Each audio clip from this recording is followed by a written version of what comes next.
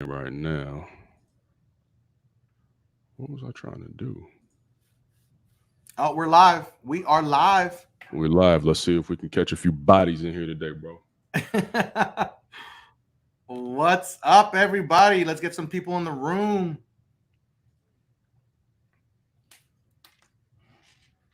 Yo, let So me go yeah. ahead and get some more stars going over here. Oh, you begging? Yeah. Oh, here he goes. Here he goes. Send me some stars, please. I'm starving. Somebody help Mike out. Can you Obviously, see, can you see that Mike, the TikTok credit guy, is starving? this dude gonna get money by hook or by crook, even if he got to beg for it. What's up, ladies and gentlemen? Monique, we got Let's, Kevin Jerry. What's good? What's going on? there you Monique go. Huggins. Let's go, ladies and gentlemen. Let's go live. Let's get it cracking. Facebook user. What's good? That always trips me out, bro. Yo, invite your friends. Send it out. Like this. The more you like this, the more people are going to see it. We're gonna drop gems. The two biggest in the industry right now are gonna answer some questions. Share the feed. Share the feed. Real quick, can you guys hear both me and Mike clearly? Can you guys see us clearly? If you can you put a 71 in the chat? 71. I'm gonna make y'all work for it. Let's go. Yes, he sees us. There you go. Sip, tip, or dip. That's right. Strip club rules do apply here. Let's go, ladies and gentlemen. Invite your friends. Let's get this room cracking, man. Let's get it packed full of people, man. Sounds like we in the game. If you guys can hear us and see us clearly, put a 71 in the chat. And by the way, we are doing it just like we did, was it a couple weeks ago, right, bro? Yeah, man. We're going to have you guys join us live. If you guys have questions that you want to ask myself or Mike, join us live in the podcast to specifically talk to us. That's how we want to do this. We want to make sure that you guys are involved in the conversation. It gets super boring just seeing two talking heads. We know some podcasters out there who spend 30 minutes bullshitting. We are not those guys. We are not those guys. We want to hit you guys with the absolute fire off the rip. Today, what we're going to be talking about on the Limitless Kredit podcast is Mike and I were having a discussion about some of the things that make building credit successful, some of the things that also hinder people when attempting to build credit. And what we came across is that you guys are, honestly, most of you are missing the absolute fundamentals for building a solid foundation to build legitimate credit. All of y'all have been paying attention to this business credit crap and how to put stuff in your business name and how to avoid personal credit. But the reality of it is you can't. And in order to get the right type of profile, you guys need to understand and have the rules and guidelines on how to build credit. And honestly, it starts with understanding the credit score algorithm. Am I right, Mike? Absolutely, man. Listen, hit the like button, hit the subscribe button if you're out there. Hit the follow button, but make sure you hit that like button so all your friends can join. Share it to all your friends. Yep. We're going to drop some serious gems in this room, ladies and gentlemen. And also, if you guys are here from my Facebook page or you're here from my YouTube channel, please go follow Mike's channel. If you hear from Mike's channel, please go follow my channel. Because yes, we both get together and we put out amazing content, but Mike is good at things that I'm not good at. I'm good at things that Mike is not good at. And so, yes, we bring this together to you in one very dope podcast. Yes, absolutely. But we both put out very solid content on our own. And it's different enough where you guys can actually learn from both of us in separate ways. So I appreciate y'all for following, but do yourself a solid favor, y'all. Go follow Mike's channel at Mike the Credit Guy. All you got to do is search him at Mike the Credit Guy on YouTube. You can find me at Just J Woodfin on YouTube. And we're gonna keep y'all going in the right direction. So far, so good with the 750 approved. All right, Uki. All right, appreciate you. Yeah, man. 750 approved is rocking and rolling. And Mike's gonna be rolling his DIY out pretty soon too. I'm excited for my man to get in the game with the new DIY standards, man. He already has a solid product out there, but the heat is coming soon for his followers as well. So if you, how many people we got in here, man? We got 150 people in the room. Let's get some more people. Invite your friends. Send it out. Share it. Like it. The more you like it, the more people we're gonna get in this room. I want to get as many people as we can in this room so we can help more people. It's all about building a community and helping as many people as we can. This is what it's all about. So make sure that you guys are out there sharing this and telling everyone, okay? So Tico, is it is it credit score or is it credit scores? So everybody will say credit score, right? Because typically speaking, when you go apply for a credit card, they will just pull one of your scores. But you do have many, many credit scores overall, dozens and dozens of credit scores overall. But when you say credit score, you can say credit scores. It really doesn't matter. It's interchangeable. But yes, there are dozens of credit scores out there. And the goal is to learn the basic fundamental rules to be able to build a solid credit score. It doesn't matter what industry specific score you're trying to target. If you get these 5 parts of the credit score algorithm down, you will be successful in building a good credit score, period. No matter what you're targeting, a mortgage, an auto loan, a credit card, business funding, it doesn't matter. You still need these 5 principles, 5 basic principles of building credit, while Mike is over here tearing down the studio to understand how to get it going in the right direction. You know, so many people I talk to on a daily basis simply don't understand the fundamentals of building credit. They don't understand the fundamentals of the credit score algorithm. So I'm not going to make y'all get on my calendar for this today. Mike ain't going to put y'all through the ringer. We're going to give you guys a sauce up front. And obviously we have very different approaches on everything, but collectively together, we always come to a happy set of information to bring you guys. So Mike's going to have his way of explaining it. I'm going to have my way, and either way, you guys are going to get information rich today. Absolutely, man. We're going to break down the 5 categories that make up the fundamentals of credit. Like Jay said, man, everyone is so focused on trying to do some type of hack, and they don't understand that a lot of these hacks that people are claiming they're not even attached to the 5 fundamentals. My favorite thing is I made a really big video that talks about, you know, how to attack the addresses that are attached to old bad debt.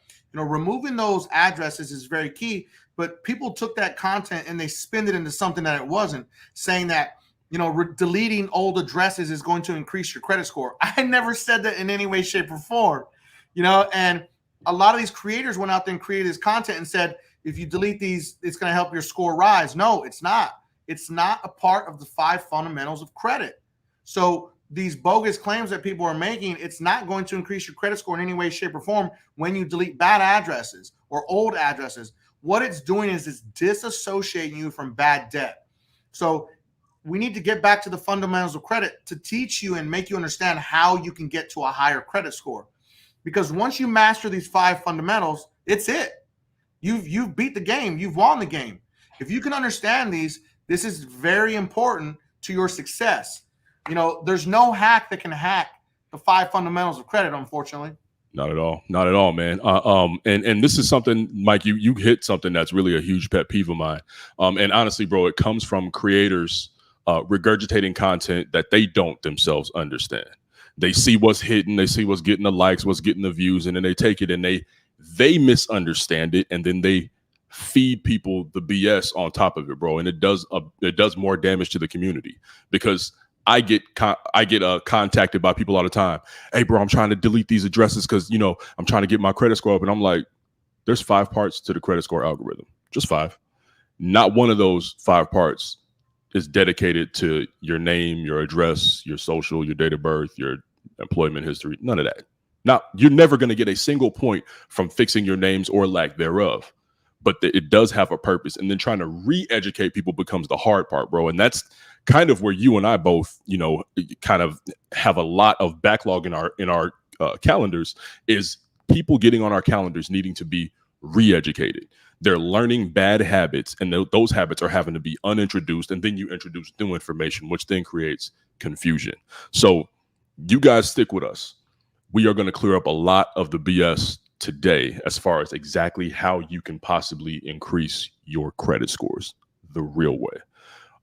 So what I want to do is I want to make sure that we got enough people in here, man, because we got to make sure that we are serving the masses. So what we didn't do, dog, is we didn't see where people are coming in from. Where are you guys coming in from? If you guys want to put your location in the chat, it's always nice to know exactly where our contributors are coming from. Go ahead and put where you're from. Yeah, tell us where you're from. What city? Monica Lee, hello. Let's go, ladies and gentlemen. Make sure you like this so more people can get in the room. We're filling up this room really fast. Let's get it rolling.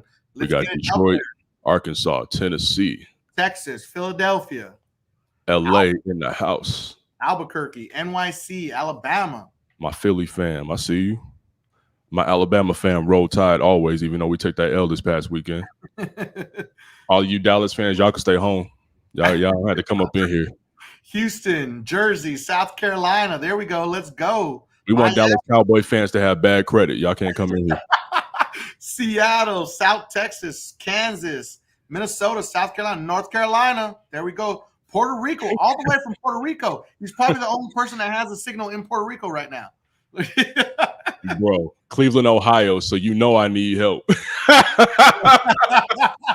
That's cold game, man. Go, ladies and gentlemen. Wow. Go. Let's all keep right, it cool. rolling. All right.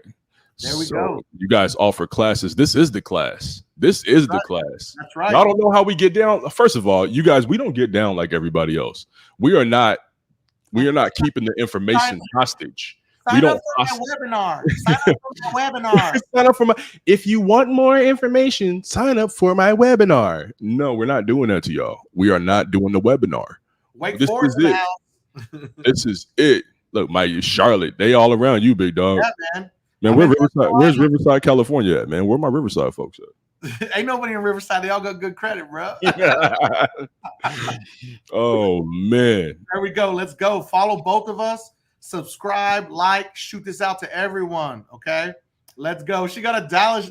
They got a Dallas shirt on. Oh my God, bro. Oh my God. He said you got a Dallas shirt on, bro.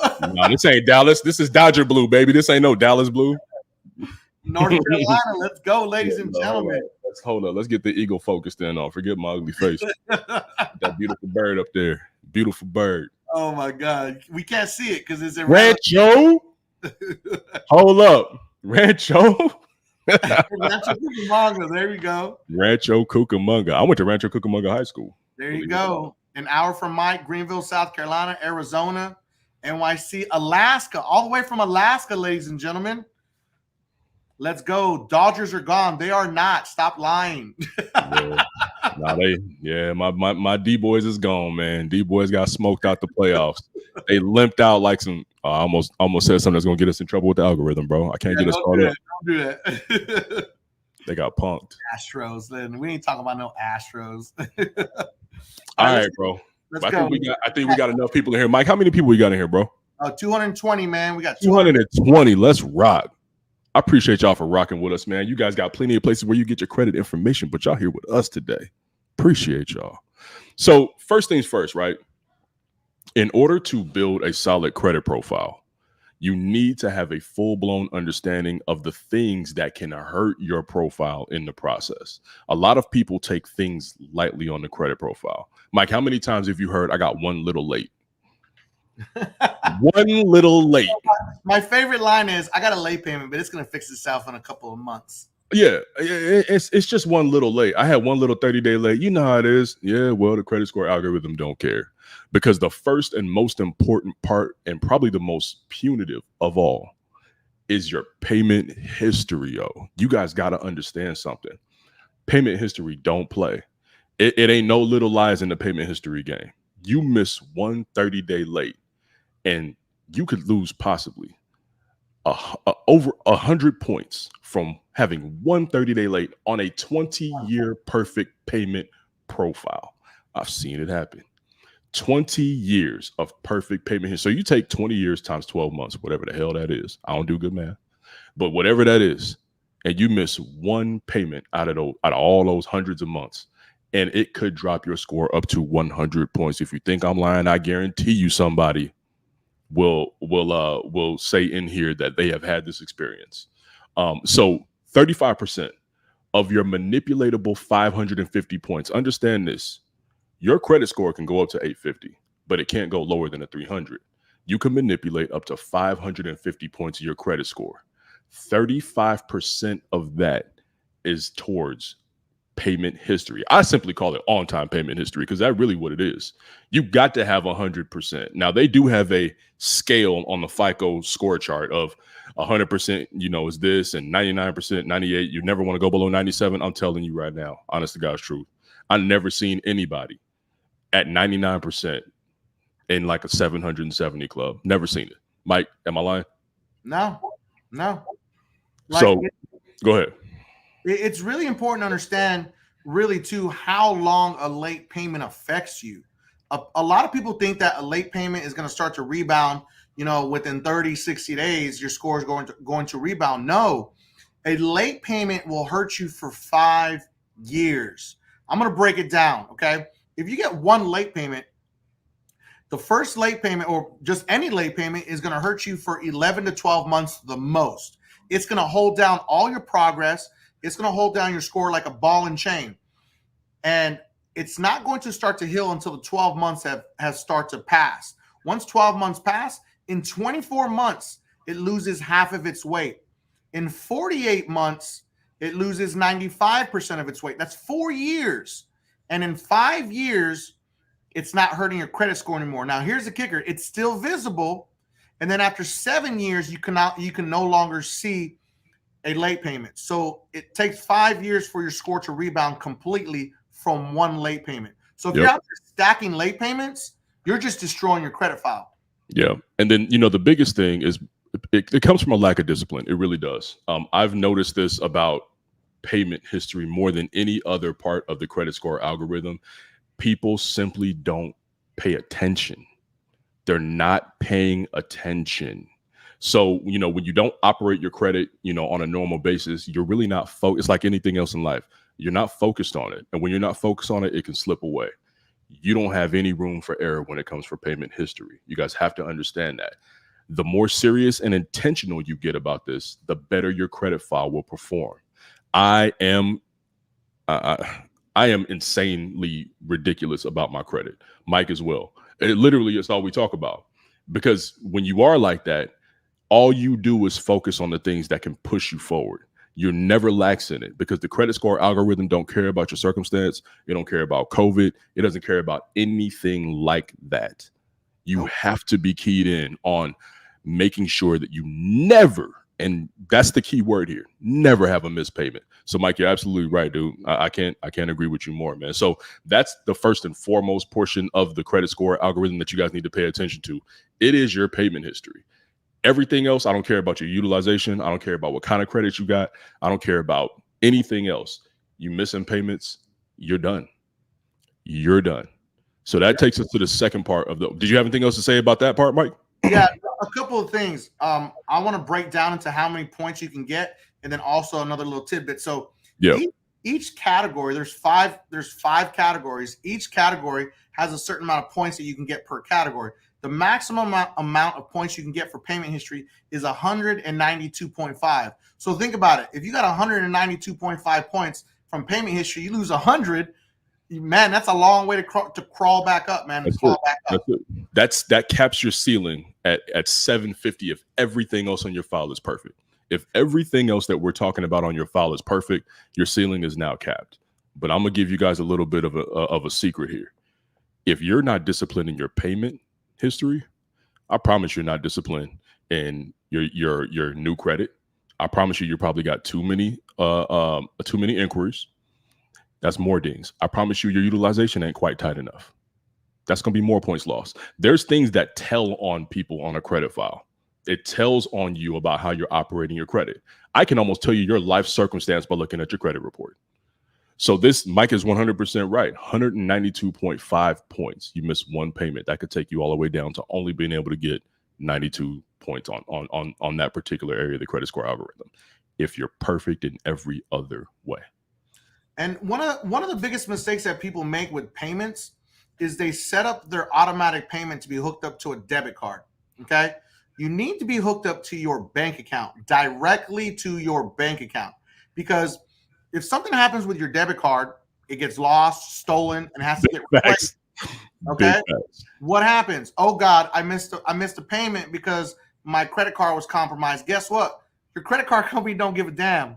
They're not going to reverse it for you. It's going to be a miracle by the grace of God, okay? Because he's the only one that can usually change these late payments, and Metro too, okay? And goodwill letters. Sometimes goodwill letters help too, but an auto payment set to your bank account is not going to fail unless you just don't have the money, okay? So stop setting your auto payment up to your debit card. Set it up directly to your checking account. One, it's going to pull it out even faster. And 2, you're not going to have to worry about it failing and the payment not going through. Way more stable. I never have to worry about that. I don't even know where my debit card is. That's true, bro. I listen, I don't carry my debit card unless I'm about to go out of the country, bro. It stays in my office drawer right here. I'm dead ass serious. It's not in my wallet. But Mike is 100% right. That's probably the biggest gem out of this entire segment. What Mike just said right here. Stability is going to be key when you're trying to manage your credit profile. A big part of that is knowing how to anchor your accounts to be paid on time, no matter what. Because Mike, I don't know about you. I've had to replace debit cards probably at least 3 or 4 times on a bank account that I've had for 15 plus years, bro. But that bank account is the same through and through. So, you know, you're 100% right, dog. That's a good one, big dog. That's a good one. Moving on to the second category that we need to address is going to be your utilization rate. How much you're using the amount of credit that you've been given or that you've been given access to. A lot of people are still going around touting this 30% number. It's not, you don't want to mess with that. So let's go to the basic math of the credit score algorithm, right? Utilization rate accounts for 30% of the 550 manipulatable points that you have on your credit file. This accounts for 162 points, right, Mike? Is my math right? 162 points? 162 points of that 500. 165. My bad, bro. 165. I got 92. I was like 62 don't sound right. 165. 165 points of the credit score algorithm. Regardless, it's a very large chunk.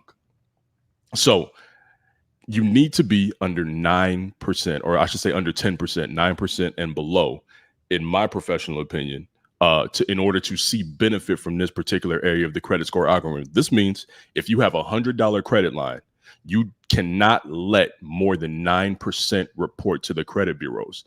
Notice what I said. I did not say you can't use more than 9%. This is another thing that I often have to educate people on during my discovery calls, bro, is that it's not that you can't utilize more than 9%. You can't let more than 9% report, which means I don't care if you blow this credit card up, over 100% 7 times throughout the month, as long as you pay it down. And this is where that statement date rule comes from. As long as you pay it down a few days before the statement ending date, and then you allow a few more days, what I like to call the blackout period, to make sure that everything reports to the bureaus in a proper fashion, you will always report at a lower utilization rate than what you're actually using. And that is what's key. Go ahead, Mike. Yo, that is super key, man. One of the biggest things that people don't understand about utilization is everyone is so focused on how much you're supposed to use, okay? You know, I've been on some of the largest websites, and when I have some downtime, I like to go look at these big websites that show blogs about Experian, okay? One of the credit reporting bureaus.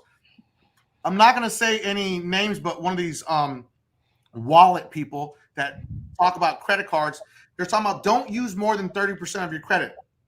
It does not matter how much of your credit that you use, okay? What matters is the balances that report. Remember, balance stat reports, okay? That's really key to understand because we hear it all the time. Oh, I thought 30% was okay. Now, here's another really good gem for people to know. Everyone reads their documents when they get their credit card, and it states on there that if you pay off your credit card in full by your due date, you will not incur any interest fees. Now, if you flip the piece of paper over and you read the fine print, it will clearly tell you that if there is a balance that reports, you are going to accrue interest fees, okay? This is something that people love to argue about. If I pay my credit card off in full by the due date, I don't pay any interest. I don't know what you're talking about. No, I'm sorry. Your interest is calculated when your balances are reported. So if you carry a balance by your statement closing date, guess what? You just lost and you're paying interest fees. So your due date is created by the balances that you carried over. If you don't have any balances, there's no due date.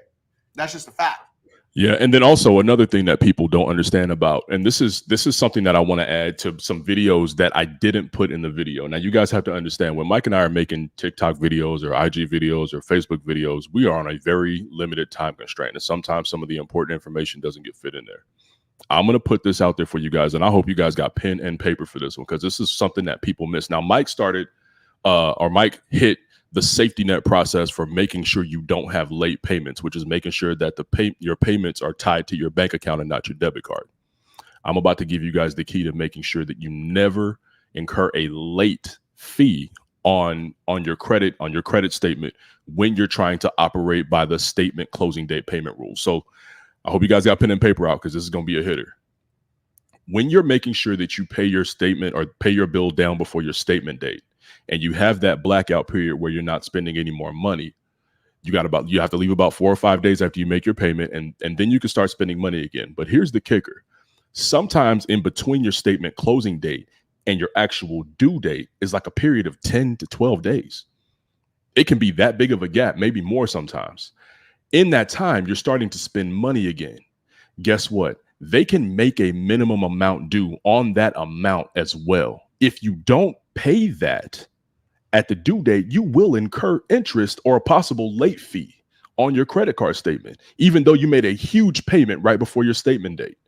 Your payment statement date does not necessarily satisfy your due date. So in order to make sure you, at the very least, don't get a late fee, you need to make sure that you have each one of your credit cards set up for automatic bill pay out of your bank account for the minimum amount due on your due date. You want to make your massive payment to knock the balance down for utilization purposes and reporting a couple of days before the statement date. You want to make sure that your safety net, your catch-all, is your making sure that you have your automatic bill pay set up, your automatic withdrawal for the minimum amount due on every single credit card on your due date. This makes sure that if there's any leftovers, it gets caught without getting you that $27 or $35 late fee that can come from your credit card. And yes, oftentimes your credit card company will waive that fee, but it's still a hassle. You don't want to be caught in the mix of that.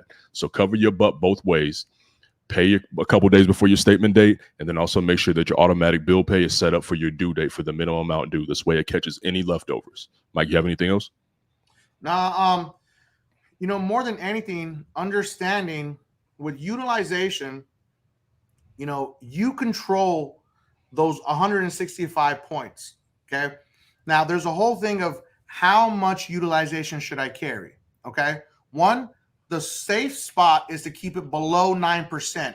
The moment you cross that threshold of 9% utilization, you're going to start to bleed points, because credit is based on repayment.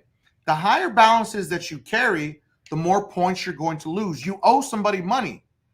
It's like people don't get that. Right. If you owe somebody money, you're not going to be rewarded for it. Right. So keep it below 9%. Now, I teach all my clients, keep your utilization at 0% all the time. That's going to get you the most amount of points that you can get. Okay, that's the first step. Now, you can potentially get up to 10 extra points. Okay, now listen to the word that I just said. You can potentially get up to 10 extra points if you carry between 1 to 6% utilization. And what I tell people this, your score should be high enough where this does not matter, because you're paying interest fees, whether it be minuscule or not, you're giving away free money. If you're trying to give away free money, send it to me. I'll take it. Okay. I'll buy myself something nice with it. Okay. But the point here is paying interest does not make any sense to me or anybody else that's really financially literate. So if you're gonna try to get those extra 10 points, do it before you get a credit card, before you go apply for a car loan, before you go apply for a mortgage. Prep your credit 30 days ahead of time to carry that little small balance, because walking around carrying an extra 1 to 6% utilization and paying these interest fees is kind of silly. So it's kind of pointless at the end of the day. But making sure that you understand, you can only potentially get up to an extra 10 points. So all these people that are saying your score is going to get so high, you're going to get more points. Literally, I can potentially get 10 points. Jay might only get 8, or you might only get 3. Someone else might only get 6. It depends on what shape your credit file is in, bro. It's like everything else with the credit score algorithm. It all depends on the other factors as well. So if you got late payment, and this is yet another thing that presses me about this situation. Like Mike said, people are so worried about getting that extra 10 points, but you got a 580 credit score. You need to get to like the 750 area or the 720 area or 790 area where that extra 10 points makes a difference. You're worried about the nuances of the credit game and you haven't learned the basics. So I don't like the whole 1 to 6% situation because it forces people to start juggling balls that they're not prepared to handle yet. Instead of just getting the basics down, pay your shit off. How about that? Pay it off. Make a good habit of paying off your accounts and making sure that you have 0% utilization reporting, because guess what? Even though the credit bureaus will flag you for having a dormant account, they can't close your account. So as long as the account is active, your credit points are going to be counting towards that. And guess who deems your credit account to be active? The credit card company. You know how they know your account is active? Because you're using your credit. So I don't care if you're paying it down to zero every single month. 16 of my 18 credit cards have zero balance, none whatsoever. Yet they're all active every month because there's a Netflix bill attached to it, a Hulu bill, ESPN subscription. Something is attached to it that charges $9 to $15 a month on it to keep it active. So as long as it's open, I'm going to be getting the points for it for my credit score algorithm, for utilization. My payment history is going to show that it's on time every month. As long as I don't let the account close, I'm going to be good. So you guys need to understand, nuances come after the basics. Stop worrying about the little things when you haven't figured out the big things yet. So this is one of the big things, keeping your utilization under control by knowing how to spend on your credit card and, more importantly, knowing how to pay. Now, I dropped a video not too long ago about how I would put $1,500 a month on a $500 credit card. You guys can go check it out on any of my social media accounts at Just Jay Woodfin, on any of them. How I would put $1,500 a month. And it's simply by using the spend and pay method. You guys need to understand, you don't have to wait until the end of the month to pay your credit card bill. I pay my credit card bill sometimes up to 5 times a month, depending on how much I'm spending. I'll spend a little bit, then I'll pay it all down. I'll spend a lot, then I'll pay it all down. I never spend what I don't have in the bank. So I can always make sure that that happens that way. Credit cards are not a loan. They're not a personal loan. It's simply another way to spend money you already have. And as long as you adapt that mindset, take the money that's in your bank account, pay down the credit card after it clears. So this is sometimes 2 or 3 days later. But just make sure you dedicate the money in your bank account to paying your credit cards and not to buying stuff alongside with the stuff that you bought with your credit card. I promise you, if you guys follow those principles, your credit score will skyrocket. Absolutely, man. Let's get to one of my favorites, man. It's called Credit Age of Credit. Okay. This is where a lot of people tend to fumble and mess this up, because everyone wants, I want to get to an 850. I want to get to an 800. People do not understand that the only way to get to that score is with age of credit. And I see a lot of times I go on people's credit files and I can tell that Credit Karma got a hold of them. Okay. And what I mean by that, I'm telling you, you know it. I see a credit file and I see First Premier, Credit One, Merrick Bank. There you go. Bank. Surge. Open Sky. Jesus Christ, man. They're just, you need to stop applying and getting credit, because age of credit is 82.5 points of your credit. Okay. It is only 15% of your credit, but it is one of the most overlooked and underrated parts of your credit, because you see this new credit card or someone's talking about a credit card and you're, ooh, I can qualify. I'm gonna go get it. Every time that you add a new line of credit, whether it be a credit card, an auto loan, a secured personal loan, okay, a recreational loan, a student loan, any type of new credit that you add to your credit file, you're reducing your average age of credit. You want to build your average age of credit as much as you can, and you have to be very picky and choosy as to what credit cards you add to your file, what new lines of credit you add. You need to make sure it's something that you really need, because this is the biggest mistake that we see. You're bombarded with all these credit cards that have $200, $300, $500, $800 credit limits. Those do not help your credit score. And I'm going to tell you right now, secured credit cards are absolutely garbage. Stop getting them. You don't need to. Okay. There's a caveat there. No, there is. But there's a lot of people that think that they have to get a secured credit card. Cred AI, CRED AI is one of the best credit rebuilding products out there. There's no hard inquiry. Okay. And there's no limit or certain amount that you have to keep in the account. You can literally put $10 on an account and it's going to report a $1,500 line of credit to all 3 credit bureaus. You can buy a soda once a month or a snack at a gas station, and then re-up with the $10 and you're done. That is the number one product in my mind that I've seen that anybody can rebuild with and start rebuilding with it, and a lot of people can qualify for it. But the problem is you're going after these open skies, these first premieres, because Credit Karma told you to. Okay? Do the research and find a credit card that's going to work for you, because you're going to have to keep that credit card, because remember, age of credit is going to build your credit score. The longer you keep that card open and the longer you keep it around, it's going to help your credit. But if you open it and then you close it, you just wasted that age of credit. Yeah, Mike, and let's not pretend, bro, that this only affects people with bad credit scores, because you and I have both been susceptible to applying for shit we don't need, dog. And it's like, hey man, I bet I can get this, I bet I can get that, and next thing you know, I'm let me just story time with Jay real quick. Let's go, let's do it. At the end of last year, I had a couple things happen to me that knocked my credit down from an 825 to a 740. And my payment history didn't change. My utilization rate was on point. My credit mix, well, I'll get to that. But in September of last year, I paid off my truck. My credit dropped 40 points the next month across the board. Boom. And then there were a couple of credit cards that came out. That U.S. Bank one that we were talking about was one of them. The U.S. Bank. I don't know why I did that, bro. But I just wanted to see. I wanted 24 months, 0% APR. I didn't need 0% APR. I just wanted to get the card. I didn't have a U.S. Bank card, so I applied for it. Boom, got it. They gave me $12,000. I was pissed. I'm like, damn. Now I done got the inquiry.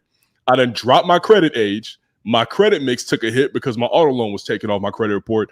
I went from an 825 credit score down to a 740 because I applied for 2 cards I didn't need, and I paid off my truck. It can happen to the best of us. Yep. I could be a victim just like all of you guys. The point is, don't apply for stuff you don't need. There should always be a goal when you're applying for a particular credit card. I lost my discipline.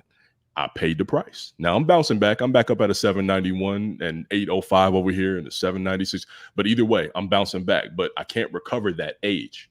Once you take that hit, you can't recover that age. And I was doing that on a year after year thing, applying for a couple cards here, a couple cards there, lose my auto loan. It all catches up.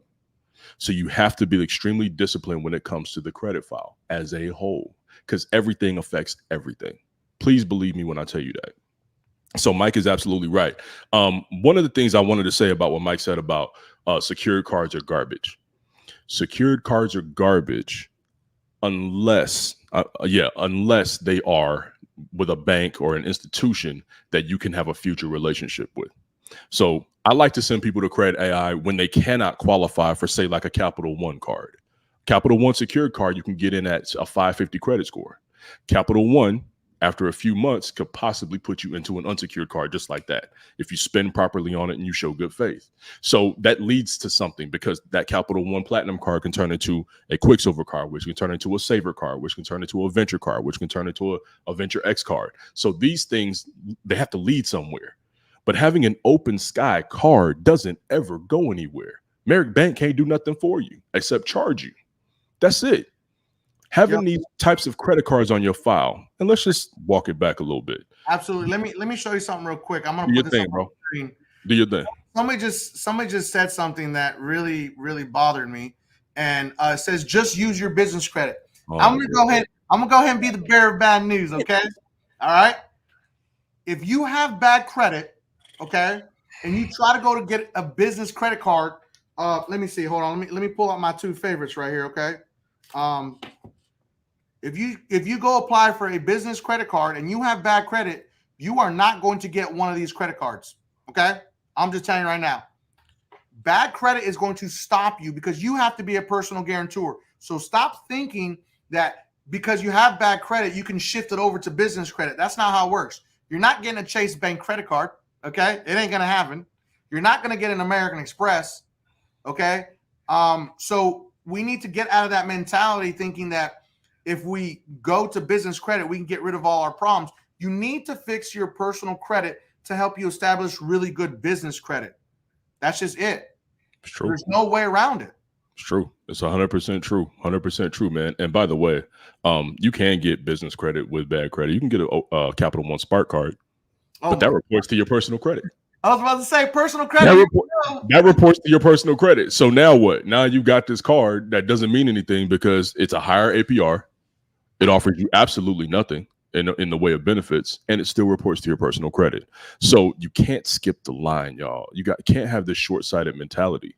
You have to learn the basics. And I know we're going through a lot of information, but the good thing about this for you guys is that the live will be posted all over the place. So yes, we're going fast because we only got like an hour. You know what I'm saying? I got like maybe 30 minutes left, 20 minutes left. And we're trying to force feed as much information as possible so you guys can at least start operating by the basic principles. Let me finish on a topic right here with this secured credit cards. Yes, I said secured credit cards are trash. Okay. And I believe that because one, it's really hard to move forward off of a secured card on your file and then keep it on there for a long time. But if you can find a company that will graduate your secured card to an unsecured card. Now, I don't mean by them offering you another product. I mean, they're gonna take your secured card and turn it into an unsecured card, and you keep the same account. Okay, that is super valuable. There are only 2 cards that I know of that do that right now. That's Discover. Okay, the Discover secured card will graduate to an unsecured credit card, and they will keep the same account, so you don't lose anything. They don't close an account. Now, the other one is the Harley Davidson secured credit card by U.S. Bank. Okay, bro, Capital One does it too. Capital One will turn your secured platinum card into an unsecured platinum card. As of lately, we've seen an issue that they're offering other credit cards instead of making them turn them into the other. I understand that, but you gotta understand that you don't have to take the offer. You can request that they simply upgrade your card to an unsecured card, and they will do that. But tell them why it's important, Mike, because this is the reason. This is the whole thing about the average age of credit. We didn't get to the average age part. This is the thing about the age of credit situation is all this does is protects the integrity of your age of credit. So instead of starting over with a brand new card of the same ilk, which basically, if you get a secured platinum card from Capital One, and then they offer you an unsecured platinum card, well, now you done just opened up the same card with no extra benefits or anything, and now you're starting over with age from that other card, and you're not going to use that secured card anymore. So now you have just a dead account on there. So that sets back your age. Also, you guys need to understand average age of credit is really a big thing here. The way you calculate this is you take the number of credit cards divided by how long they've all been alive. And that's your average age of credit. And Mike, what's your opinion on the average age of credit for an 800 credit score? I say it's like 5 to 7 years. 5 years if you have a pristine credit file, but typically you need like 7 years. Am I right or wrong? I think it's 10 years plus, man. So I'm gonna be anecdotal with this. I have an average age of credit of like right now, like 4.3 years or something like that. Yeah. I'm at like a 796. I'm at an 805 on one of the bureaus. So it's totally doable if the rest of your file is set up properly. But what makes you say 10 years? Because I've seen this crazy variation. Okay. And that's where I've seen the problem, because I've never been able to lock down a solid file that had only 3 or maybe 6 credit cards. The problem is people open up credit cards and they close them. They open up credit cards and they close them. So you're not really getting the real statistic. Now, when I look at somebody that has, 3 to 5 credit cards and maybe only a couple car loans and a mortgage, because when you close an account, a paid closed account that's in good standing is going to stay in your credit report for up to 10 years. Okay, so it's still helping your credit. But the problem is I've never been able to see a file that is 100% not closed accounts, because those closed accounts play a big role. Once you close an account, as like what happened to Jay, you close that account and then his credit score tanked. So then you lose that information and that data, and we can only see 24 months in front of us. I can't see more than 24 months in front of us. So yes, I have seen people that are between 7 to 10 years be past the 800 score. Okay, I have seen that, but I've seen more people that are 10 plus that are up there in the 825, 850s. So I think 10, if the rest of your credit profile is in line, will guarantee you an 800 will guarantee that you're in that echelon, right? It will guarantee, regardless of whatever else, number of credit cards, whatever, right? 10 is like that number, but I firmly personally believe that 5 to 7 can let you qualify. Five to 7, it can get you there. So you don't have to have 10 years. At 5 years, it's doable. At 5 years, it's doable. 10, you're pretty much locked. Like there's levels to this, right? 10, you're pretty much locked. But I have never had an average age of credit at 10 years and I don't think you do either, bro. No, absolutely not. You know what I'm saying? Because of the way we apply for credit, right? I use a lot of my credit. I utilize credit. I don't just let it sit. But there are people who just let credit sit. They have 25 years of average age of credit because they have 3 accounts.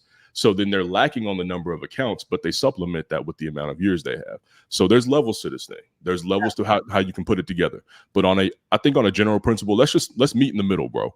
Let's call it like 7-8 years. No, 8-ish years. You need to really aim to try to get your credit at that level. No, absolutely. I think that's fair. I feel like the first very big pinnacle and big turn, and I call it a monumental time on your credit file, is 5 years. Yep. Once you hit that 5 years, it's like, whoa. Yep. Like I've seen some crazy jumps, crazy increases. Yep. And I see people that are sitting at those high tiers. My age of credit is absolutely trash because we play the credit game. Right. I test out a lot of credit cards. We are our own experiments, just to kind of put it out there like that. Yep. We are our own experiments. At what score, at what amount of inquiries, you know what I'm saying? Can you qualify for this particular card, and what limit can you get based upon what you put in for income, based upon what you put in for expenditures? We are our own exploratory, categories or whatever. So we kind of play the game a little bit different because neither one of us really need all that credit. I got almost $300,000 in open credit and maybe use 40 of it at any particular time. And Mike, I know you're pretty far up there too, especially with the business credit side of it. So, oh man, well, my business credit is absurd, and my personal credit, I sit at between, depends if I close an account or not, but usually between $175,000 to $250,000. I don't want to have more than that. It's not necessary. What the hell am I going to do? Even when my wedding just happened, I paid for that all, with one credit card. I put it all on my gold card. And then paid it off with the cash in the bank. So it still never hit. You know what I'm saying? So, and then also guys, a lot of you guys get hung up on, I need to get this $25,000 credit card. I need to get this $30,000 credit card or $15,000. You guys need to understand that age is far more important than limits. Far more important than limits. As long as you know how to manage your utilization, you can have $25,000 in total credit limits and have an 800 credit score. You cannot have an 800 credit score with a 3-year average age credit history. No. So stop hunting credit limits, opening up new cards, hunting big ass credit limits when it's totally unnecessary. Yeah. Credit limits is unnecessary. Credit age is of absolute importance. So you guys need to understand the hierarchy of what the credit score algorithm is looking for. Go ahead, bro. I'm going to touch on one last thing, and then we'll move on to the next one. I hear you over there slapping around metal cards, but we don't have to have a competition, do we? No, we don't. I want to talk about start slanging around heavy metal here real quick. I want to talk about like how your age of credit really affects you, and like when you go after these credit cards that you see all over social media. Like my favorite is the X1 credit card. Okay, everyone hyped up this credit card.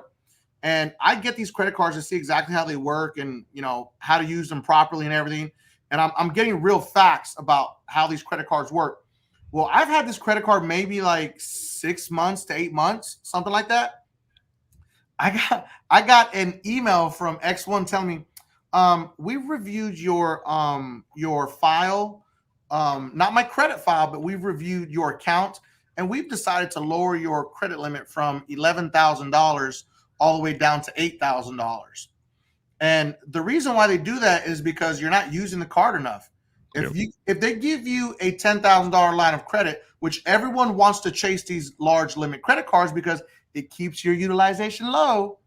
If you're not using your available credit, they will lower it because the banks pay insurance on your lines of credit.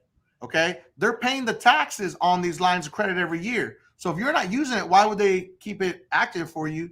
One, and then keep the credit limit where it's at. People don't understand and get that. And then what happens is you don't use it, they're going to shut it down. There goes your age of credit.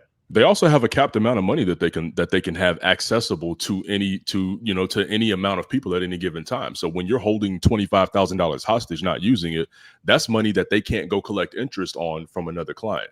Correct. So they will pull that money from you so that they can have it available to another client. I forgot something, bro. Back at the utilization rate area, dude. Okay, I forgot a very important piece of information. When it comes to utilization rate, you have to make sure that you understand that it is a cumulative amount of accounts. You cannot have a 50% utilization rate on your accumulative, all of your credit cards combined. You also cannot blow up one single credit card and let that report that way. Let me explain. Let's just say you're me. You got 18 credit cards, right? 17 of them are at a zero balance. But then I let my Chase Reserve card report 60% utilization. My credit score is going to get crushed. You can't let one single card report a bad balance or a high amount of balance. I won't say a bad balance, but a high amount of money compared to the limit that you have to spend. You can't do it. You have to be disciplined across the board. So if you have a pen and paper, please write this down. You need to be below 9% on the accumulative amount of cards that you have. And you can't have a single card report above 9% if you want to see benefits in the points area of that particular part of the credit score algorithm. It's extremely important. I don't know how many credit files I see every single day where they're doing great on 10 cards, but they're maxed out, super maxed out on one, and they don't understand why they're at 580. It's because you can't do that. Oh man, I thought I was doing well. Well, you are, but the credit score algorithm don't give you points for being close. They want it all. So I missed that. I wanted to go back and make sure that we address that because this live needs to give all the game, and I want to make sure that we don't leave nothing else. So sorry about that, Joe. I want to say a shout out to my man Robert Benjamin, who's actually in the chat right here. He's one of the biggest creators on YouTube, so I just want to give him a shout out, tip the hat off.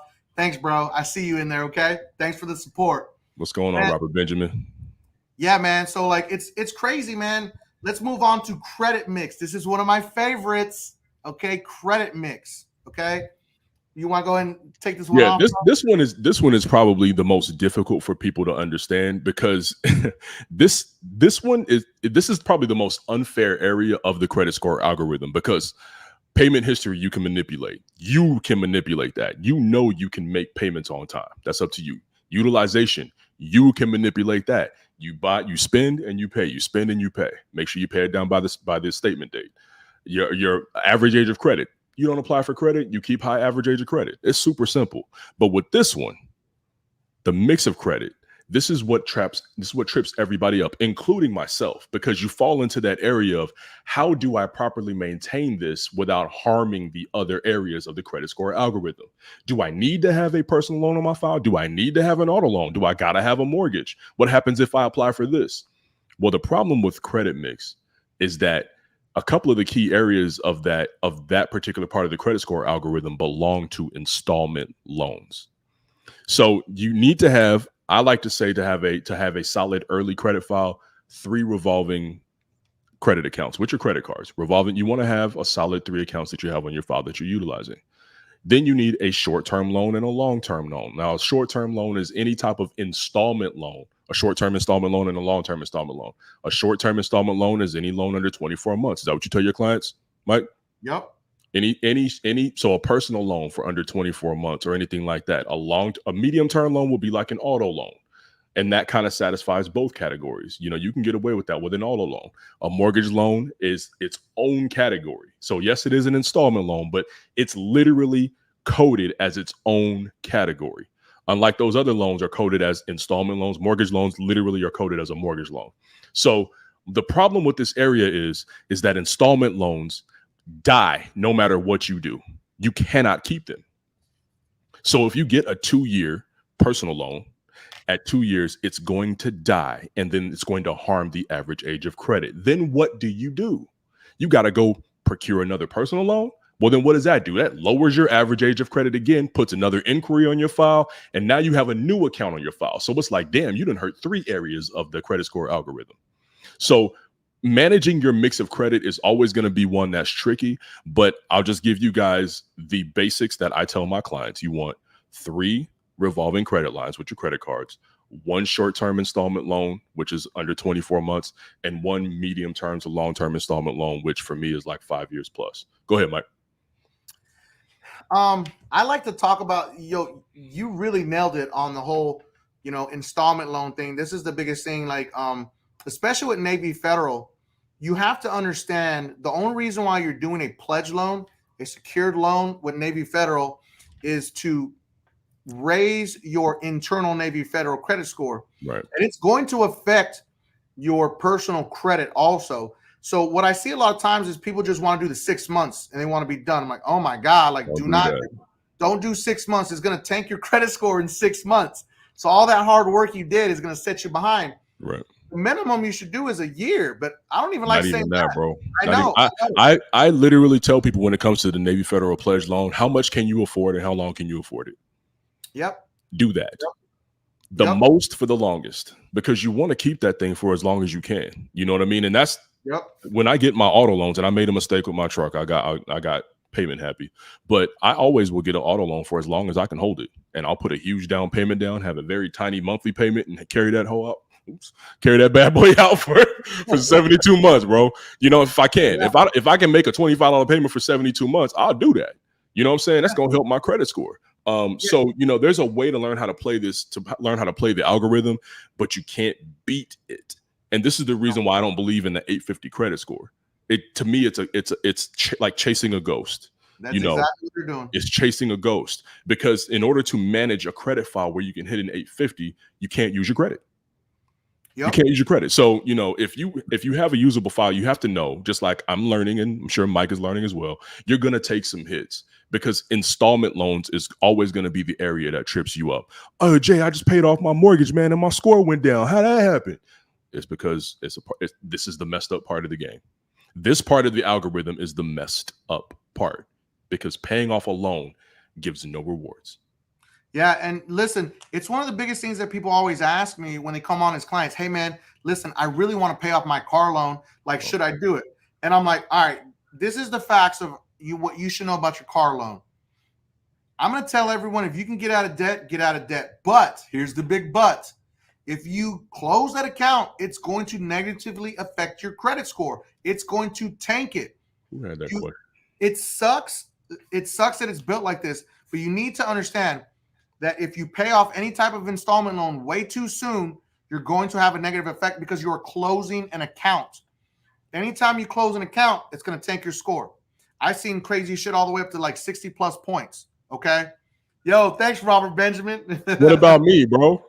I'm on here too. G. I don't do bad, Robert, Come on, bro. Oh my God. But somebody had a question that leads right into this, Mike, about the new Biden student loan forgiveness plan, bro. I was about to lead right into that. Oh, I saw it and I'm like, this is the one to answer that question. Go ahead, bro. You can start talking. I'm going to find that question to put up on the screen. It's a great question. So this really affects all types of installment loans tremendously. Okay. It's insane. But what people need to understand, the biggest thing in American history is about to happen that nobody's talking about. Once those student loans are paid off, everyone's credit score is going to tank. Like, literally. What's going to happen is these loans are going to close, which is great. You're out of debt. Congratulations.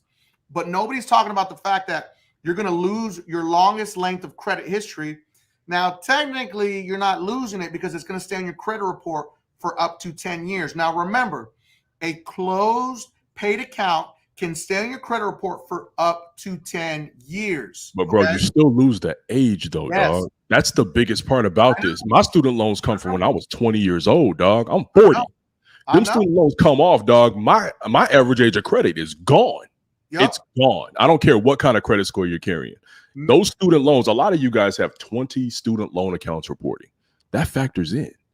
Yeah. So, I don't know what we're going to do. I don't know how the credit score algorithm is going to address for this. Hopefully they put a plan in place, but I got a feeling, bro. And this is going to be, it's going to have to be rectified by the banking system itself, because money is going to become so expensive, even for the best of us, because you can go from a 7 or an 820 credit score to a 680 overnight by having your student loans wiped from your credit file. Number one reason why I don't like a challenging credit challenging student loan accounts on a credit file is because it does far more damage than good when it comes to dealing with the areas, you know, that you want to improve on your credit score.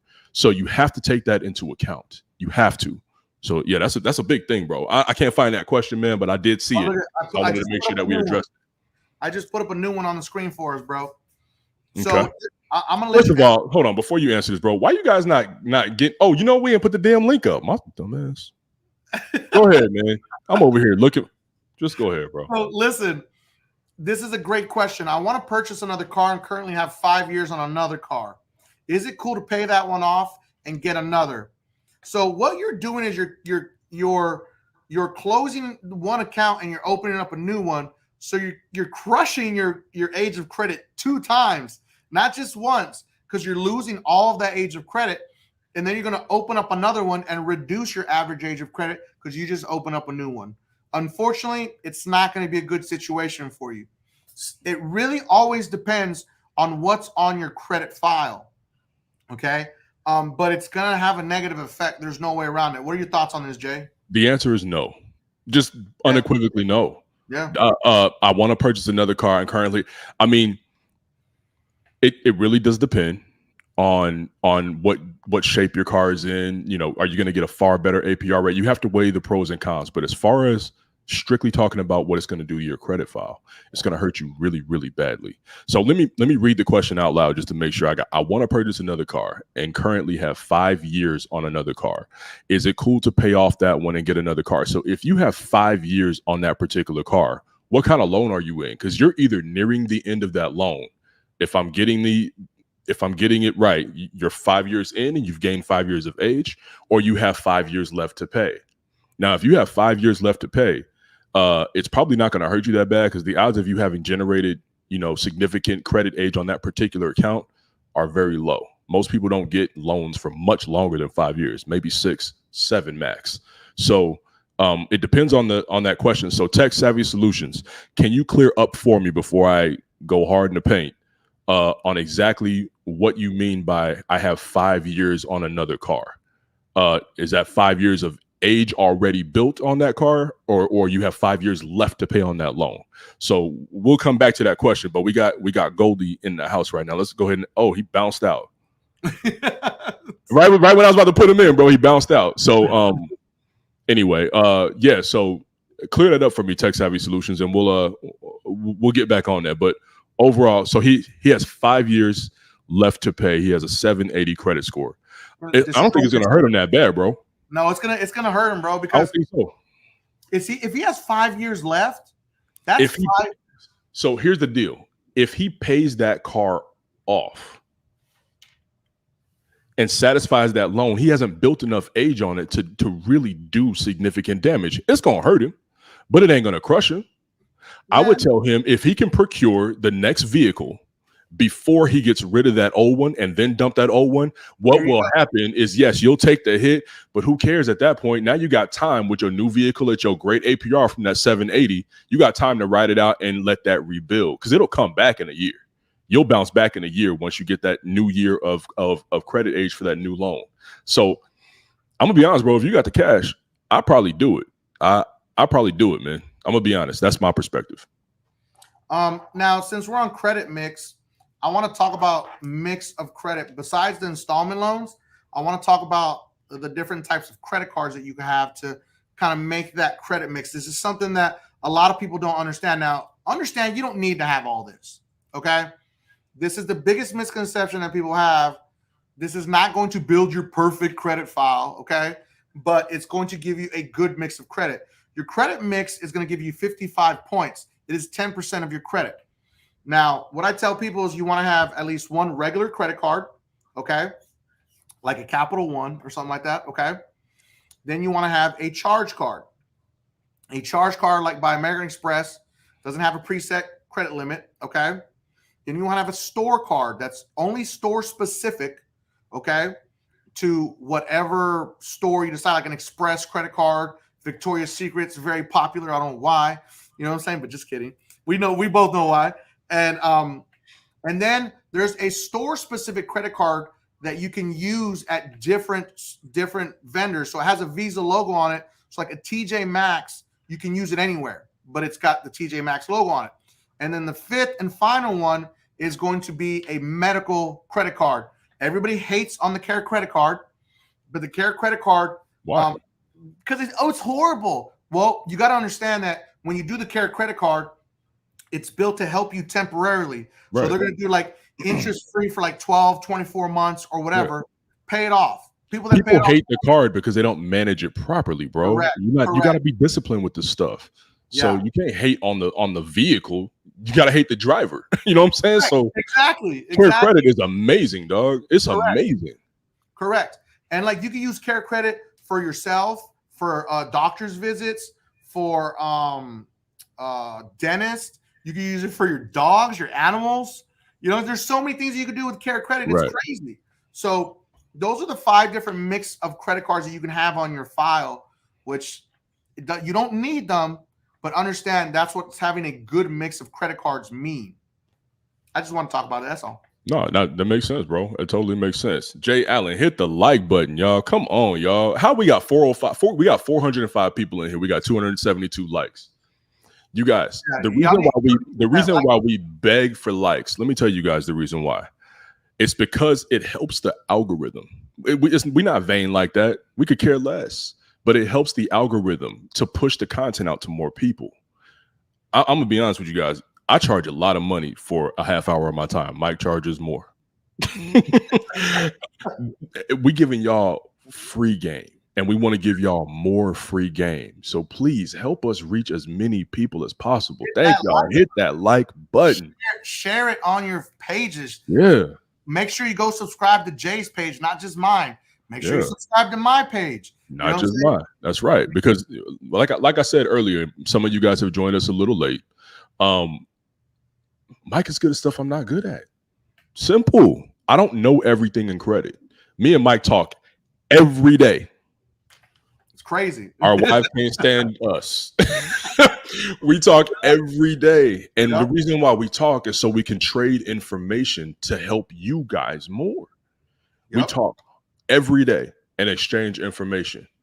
I don't know anybody in the credit game that has less of egos than we do to put our big egos aside, because we have big egos, but we put them aside to gain more information from each other, and it makes us better. So if y'all hit the like button, we can bring you guys way more game. We can bring more people way more game, because it ain't too many people telling the truth like we are. You guys can go check out some other channels and get some pipe dreams, get yourselves in trouble. We was talking about another young lady on YouTube today. Oh my God. Yo, that story is turning and turning even more. It's crazy, bro. I mean, when the FTC is involved, but I promise you one thing, you ain't never going to see people knocking down my doors or knocking down Mike's doors. So we don't rock like that. We're going to give you guys the unfettered truth, man. So hit that like button, y'all, and keep us bringing back more content to more and more people. We appreciate y'all. Like. And somebody give Mike some stars. You know what I'm saying? I think Mike was hold on. Let me go. Hold on. Let me put you up here, bro, so you can, because you know Mike got bills to pay. Mike got bills to pay. Hold on. Every time. Hold on. There you go, Mike. No. Don't try to explain it, bro. During the you can support my page by sending me stars. A digital gift that helps me earn money. So Mike, you know. Oh my God. This is so funny, man. It's too funny, bro. You know, I'm gonna do this until you take that setting off, dog. Until you fix that crap, I'm gonna put you on blast every live, bro. But yeah, sorry, y'all. We got a little bit off track. Let's go to that last category, man. The final category, which is inquiries. This is my favorite subject that people want to hound me about. Okay, one, you need to stop applying for credit with bad credit. Okay, there's not going to be some miracle little Jesus that's going to be like, hey, give them that credit card. And it's not going to be a company that just misses the rest of your credit report. It's automatic. What you going to do with that 520 credit score applying for more credit? Yeah. I mean, I don't. Yeah, go ahead, bro. My bad. It's like we got to understand, man, that it's very important that no matter what you apply for, you have to be prepared for it. Entry level in any type of credit card is a 660. Okay. That's like, in my eyes, that's not good enough. I want to be above 550 for Capital One Security and 550 for Discover Security. You see what I'm saying? Go to Mike's website. Go to Mike's website and get your Capital One secure card. It's important to understand that, man, that a lot of people don't get that you need to stop applying for credit. You need to understand, one, where are they going to pull the report from? Not every single lender pulls from the same credit bureau, okay? Not everyone's going to pull all 3 credit bureaus. Like Navy Federal, they only pull from TransUnion, okay? What is it? PenFed only pulls from Equifax. Is it Equifax? I believe so. I believe so. Equifax. You know, American Express only pulls from Experian. Okay. Actually, different cards pull from different, but it's still only one. But different cards pull from different bureaus. So some of their cards pull from Experian, some of them pull from TransUnion. Correct.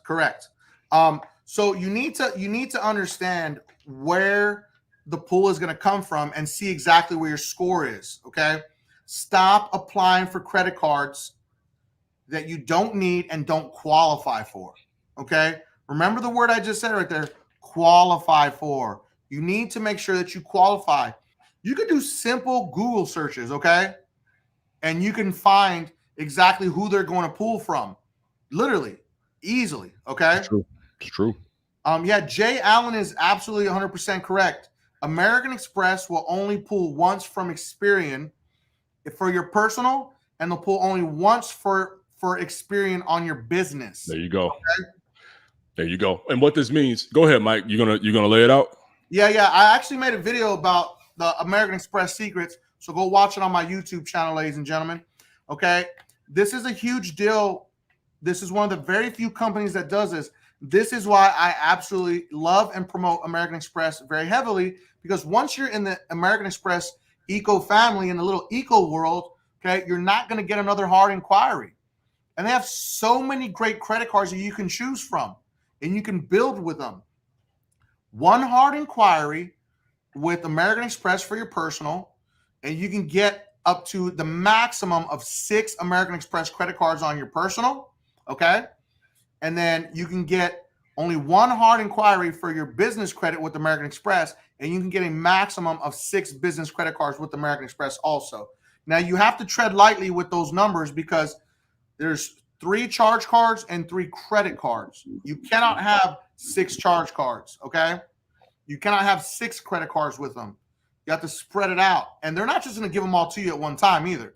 I think I've got like something like 6 American Express credit cards or something like that. I think I've capped out. I got 5 or 6. Yeah. But I have a mix of business and personal. So I think I have 4 personal and 2 of their business cards. So I'm not maxed out, but the saying is true, man. Like you can get an American Express card, go back 2 years later and go for another one without getting a hard inquiry. It just doesn't beat that. And Mike, they're the only company out there that does that, bro. Capital One don't do it. Citi don't do it. Discover don't do it. Chase don't do it. I don't know of another credit issuer that does that, bro. Not one. Not one. So American Express, once you get in that family, man, it's definitely a good place to be. And obviously when you hit that upper echelon of credit cards, you're going to be talking about Chase and American Express. So that can be the deciding factor of what you want to do. Now, I'm a Chase man. Mike is an American Express dude. But American Express definitely has the advantage on that one because I can't even ask Chase for a credit limit increase without another inquiry. So that's going to be a huge drawback no matter what. So it can be the deciding factor when it comes to that. Also, you guys, when it comes to inquiries, y'all need to understand that you can't just get inquiries, go apply for a bunch of crap, go apply for a card, have them hit you, have them hit you with 10 inquiries, apply for a couple credit cards, have them hit you with a few inquiries. You can't just do that and then go challenge them through the credit bureaus talking about, I want to get my inquiries removed. That is not the way this works.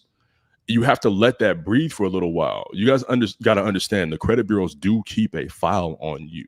They do understand when you are frivolously disputing items. Inquiries can be the quickest way to get your behind put it in frivolous dispute prison. If you really want to find yourself having a hard time disputing items, go ahead and dispute an inquiry that you put on your credit report a few days ago. See how it goes. I always tell my clients, give it at least 3 months.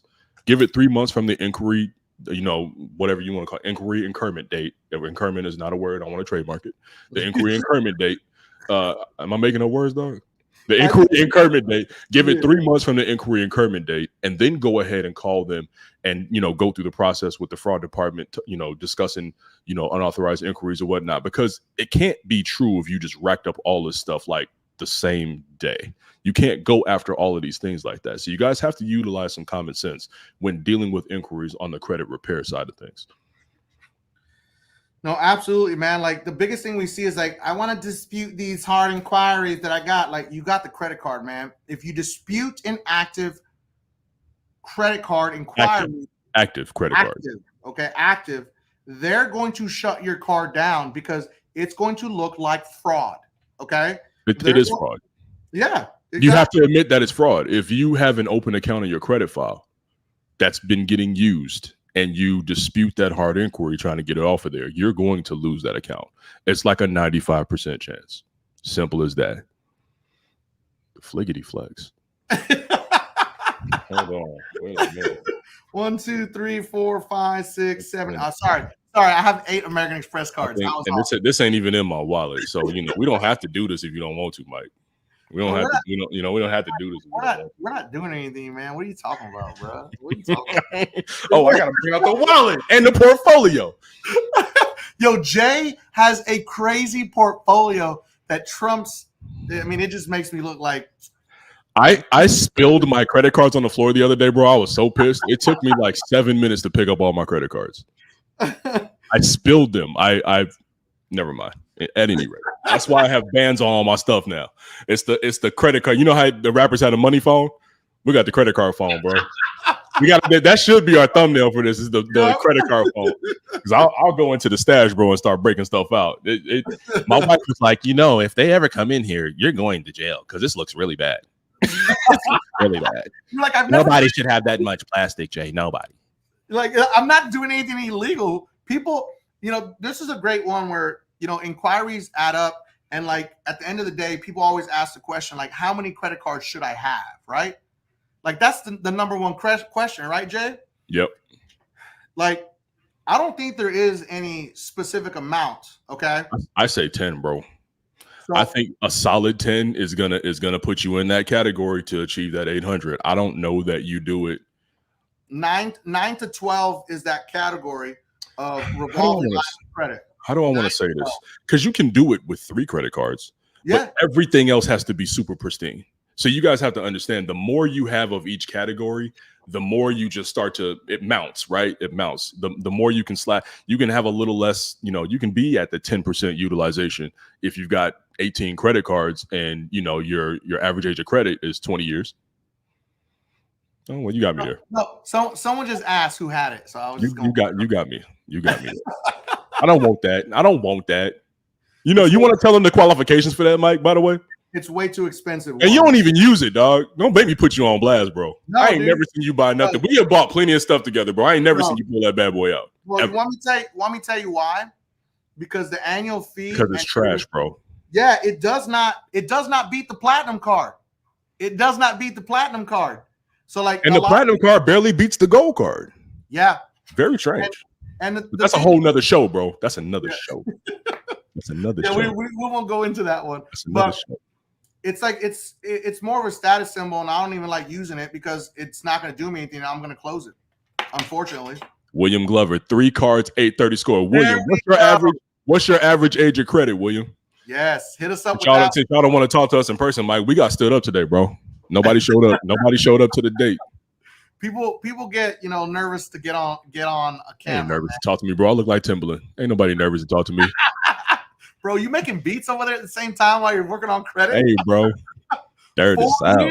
Yo, look at what he just said. He said 4 years. That's not. I want to see this, bro. I gotta see this. I gotta see his profile now. William, help me into the.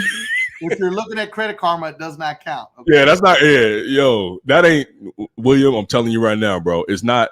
He said 3 years. Did he really say 3 years? No, he said 4 years. He said 4 years. 4 years. So yeah. His utilization got to be 0.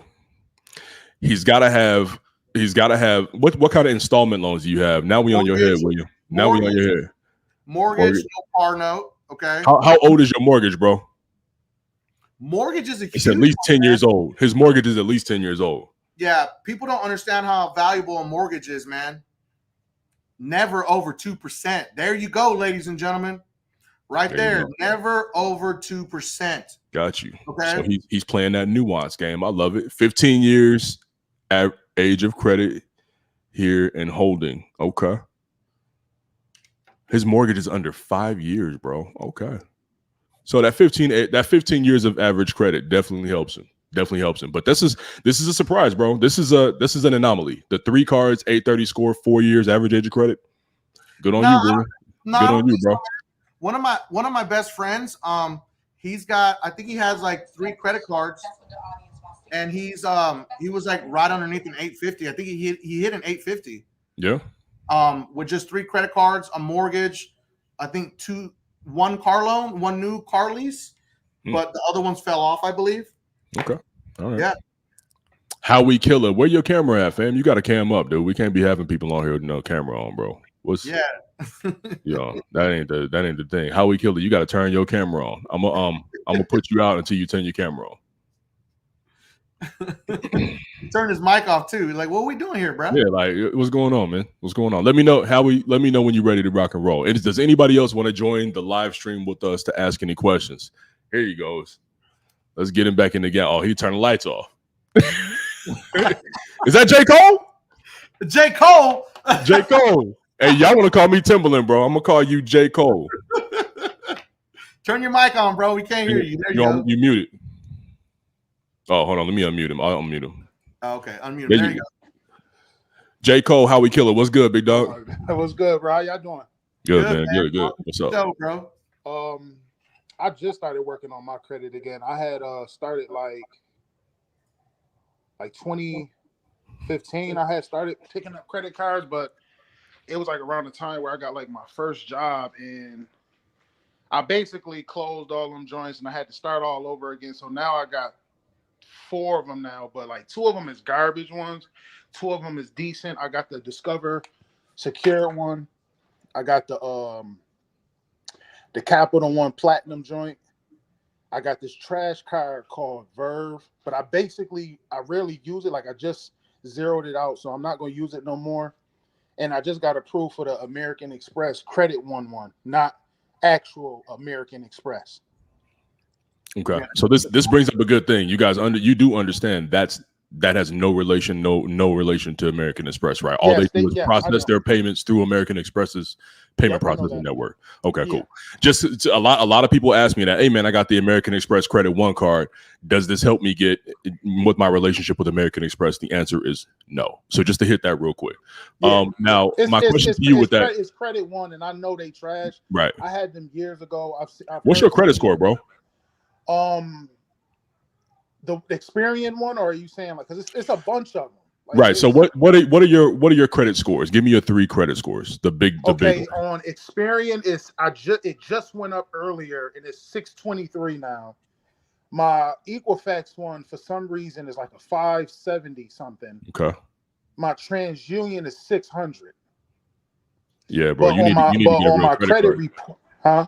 You need to get a real credit card. I think you can get a real credit. See, this is one of those situations, Mike, where I would send him to Capital One's pre-approval site. I would let him run his information through the Capital One pre-approval site. It does not run a hard inquiry, and they will tell you what you qualify for. I'm telling you right now, 85% of the time, my clients get the card that they say they qualify for.